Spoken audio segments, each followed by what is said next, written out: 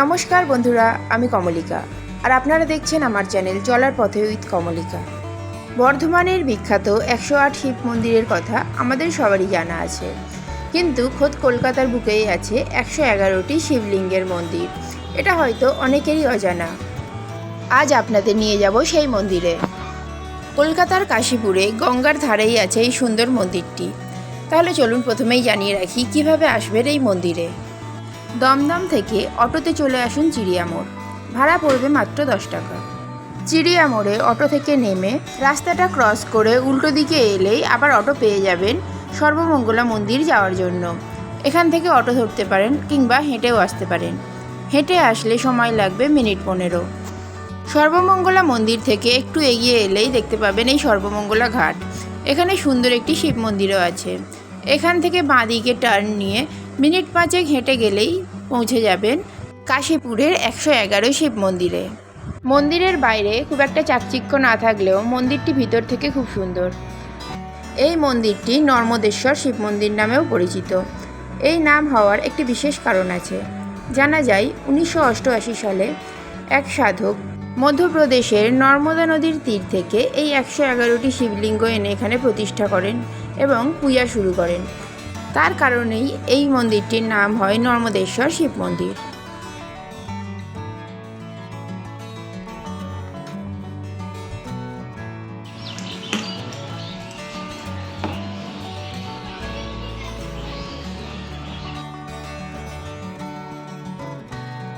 এই সিঁড়ি দিয়ে একটু নিচে নেমে এলেই দূরে বালি ব্রিজও দেখতে পাবেন।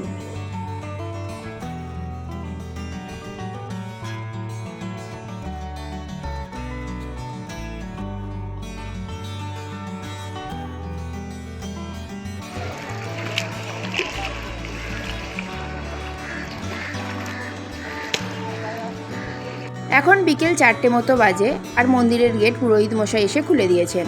তাহলে চলুন আপনাদের মন্দিরের ভিতরটা দেখাই। মন্দিরে প্রবেশ করলে প্রথমেই দেখতে পাবেন মা জগদ্ধাত্রীর একটি মূর্তি।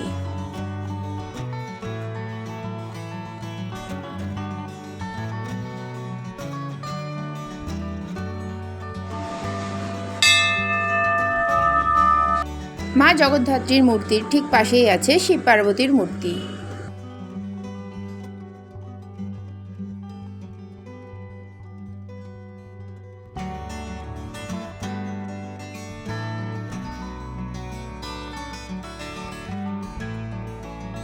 আর তার ঠিক পাশেই আছে নন্দী মহারাজ সহ আরও একটি শিবলিঙ্গ।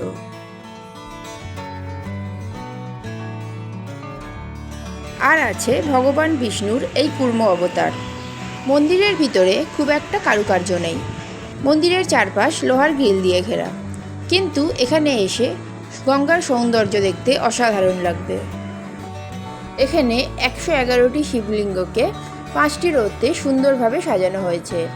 প্রতিটা রো এমনভাবে তৈরি করা হয়েছে যাতে একটা রো থেকে অন্যটাতে সহজেই যাওয়া যায় এবং একই সাথে সবকটি শিবলিঙ্গ দর্শন করা যায়। প্রত্যেকটি রোতে সুন্দর ড্রেনেজ সিস্টেমও করা আছে, যাতে মহাদেবের মাথায় জল ঢাললে সরাসরি সেই জল গিয়ে পড়ে গঙ্গাতে। এই মন্দির খোলা হয় সকাল 6টায় এবং বেলা 11:30 পর্যন্ত খোলা থাকে। আর বিকেলে 4টে থেকে সন্ধ্যে 7:30 পর্যন্ত। তবে শিবরাত্রি এবং বিশেষ পুজোর দিনে সারাদিনই মন্দির খোলা থাকে।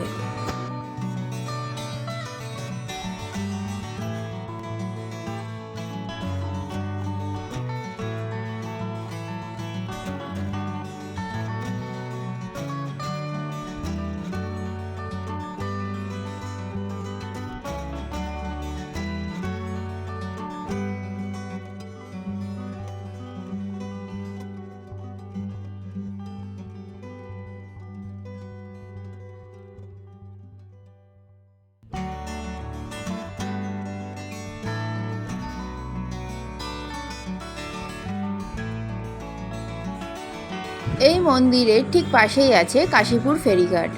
আপনারা চাইলে ফেরিতেও এই মন্দিরে আসতে পারেন। ফেরি চলাচলের টাইম টেবিলটা আমি ভিডিওর শেষে দিয়ে রাখবো। আজ তাহলে ভিডিওটা এখানেই শেষ করছি। ভিডিওটা কেমন লাগলো কমেন্ট করে জানাবেন, ভালো লাগলে লাইক করে দেবেন। আর আমার চ্যানেলে নতুন হলে চ্যানেলটা সাবস্ক্রাইব করে চ্যানেলের পাশে থাকার অনুরোধ রইল। সবাই সুস্থ থাকবেন, ভালো থাকবেন। দেখা হবে খুব তাড়াতাড়ি পরবর্তী ভিডিওতে।